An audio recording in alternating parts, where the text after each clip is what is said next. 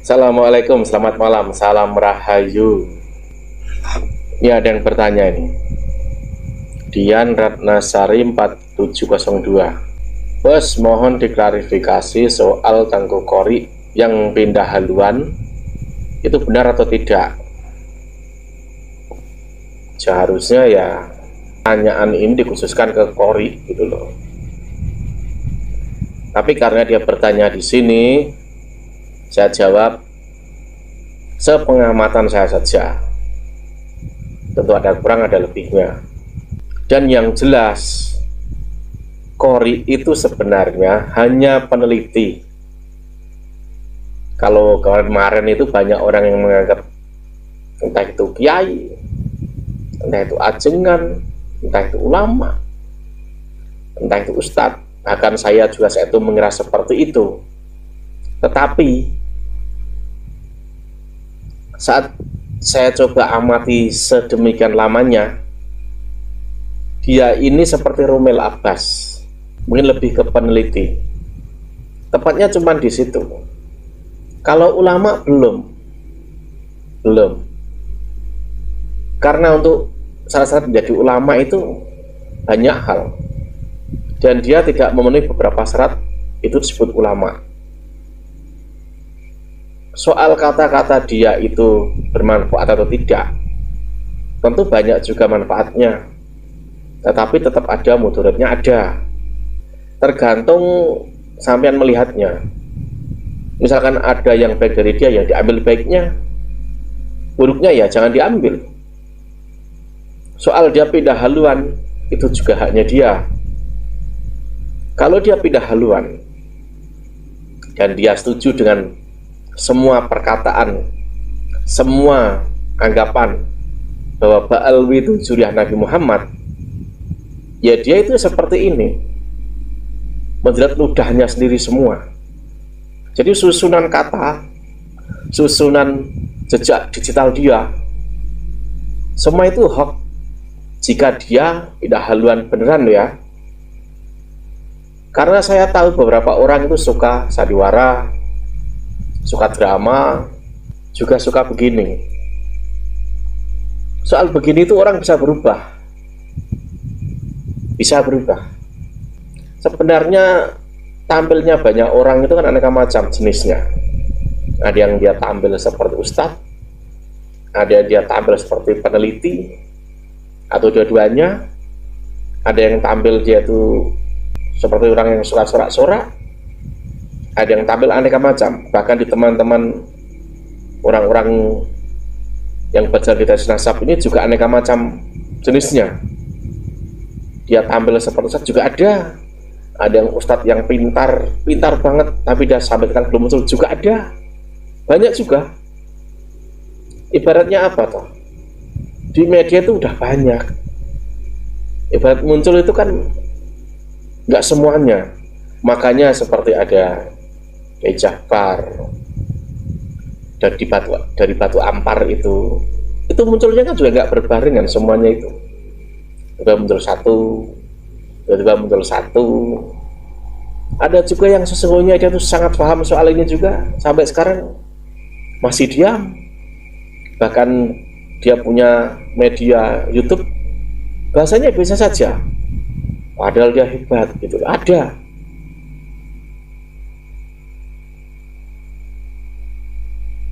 Orang muncul itu kan sukanya kan beda-beda ya, karakternya, cirinya. Ada yang menyembunyikan kecerdasannya.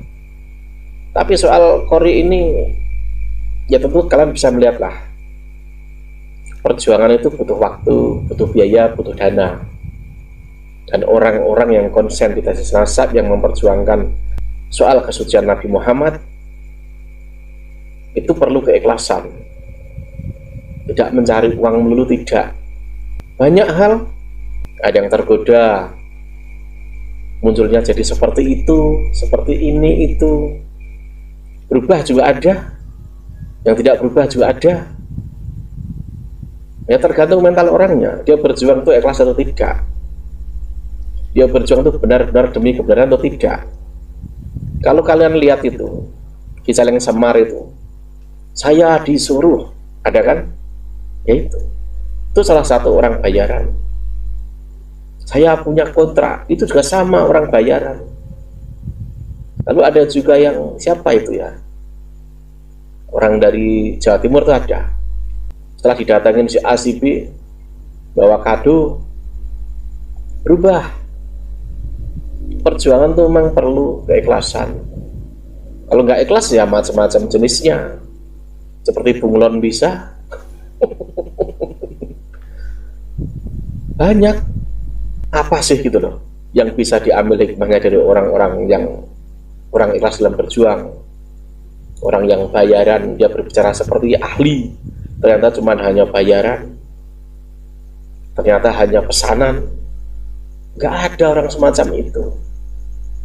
Walaupun mulutnya berbicara alif gitu, itu nggak alif betulan. Karena alifnya itu kemungkinan atas nama nasi, atas nama perut, atas nama kantong.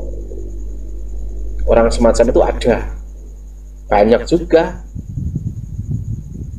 Orang dalam perjuangan itu, yang berjuang itu bisa menghargai teman, terutama itu. Kalau nggak bisa menghargai teman, punya rasa iri, hasut, perasaan tersingkirkan, perasaan macam-macam, itu ujian sesungguhnya. Kalau dia nggak kuat ya aneka macam jalannya, bisa berubah, bisa tidak. Itu ada. Soal kori itu pindah haluan ya urusannya dia lah. Kalau dia betulan pindah ya berarti dia itu mengingkari semua kata-katanya dia. Yang namanya peneliti ya semacam itu, peneliti gitu loh. Bisa berubah namanya meneliti itu loh. Hidup itu kan seperti drama. Ada yang suka drama, ada yang tidak. Aneka macam motifnya. Tapi yang jelas orang-orang yang ikhlas, yang berjuang soal kesucian nama dan keturunan Kanjeng Nabi, NKRI, Pancasila, dia akan dilindungi gitu loh. Dan orang-orang yang aneh, yang bisa bermain dua kaki, itu kalau zaman perang, zaman dulu misalkan, cepat wassalam. Karena dia modelnya seperti itu. Dia bisa wassalam karena dari pihak sana maupun pihak sana. Ngakunya di tengah. Orang di tengah itu orang yang bijak sebenarnya.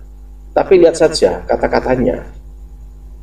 Penuh fitnah tidak, penuh amarah tidak, penuh caci maki tidak, dan lain sebagainya. Jika itu ada, itu tidak di tengah. Tapi soal keputusan dia misalkan pindah ke sana ya sah-sah sajalah. Karena memang berjuang untuk NKRI itu, Pancasila, Wali Songo, NU, yang tulis itu ya memang tidak menguntungkan. Ikhlas itu kan tidak memandang untung rugi. Ikhlas ya ikhlas. Kalau masih memandang rugi, ya mending tidur saja gitu. Tapi saya hargai dia misalkan pindah ke sana ya urusan dia lah. Mau dia malu mau enggak ya emang resiko dia gitu loh. Mau dianggap apapun resiko dia. Karena resiko itu memang ada di semua orang. Hidup kan pilihan. Pilihan demi A, demi B, demi C, macam-macam. Tapi bagi saya dia itu belum ulama, belum. Kalau peneliti ya wassalam.